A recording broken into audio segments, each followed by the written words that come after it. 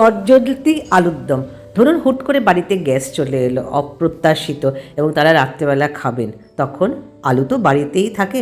আর এখন শীতকাল, নতুন আলু উঠেছে, তো আমার ছোট আলুর চেয়ে একটু বড় সাইজ ছিল, তো সেগুলোকে এইভাবে মাঝখান দিয়ে আই টু আই পেঁয়াজ করে নিলাম।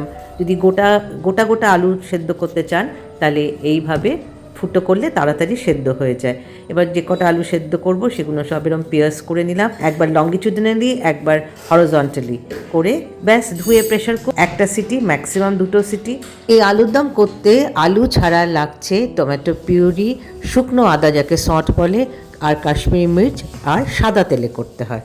এবং হয়ে গেলে খোসা ছাড়িয়ে তারপর কাশ্মীরি লঙ্কা আর নুন মাখিয়ে তেলে ভাজা। ওদিকে আমি টমেটো পিউরি করে নিয়েছি মিক্সিতে, অনেকগুলো টমেটো শুধু মিক্সিতে গ্রাইন্ড করে নিয়েছি। আলু ভাজার পর তেল গরম করে টমেটো পিউরিটা দিয়ে দিলাম, তারপরে একটু সল্ট আর কাশ্মীরি মির্চ আর মিক্সিটা ধুয়ে জলটা দিয়ে দিলাম।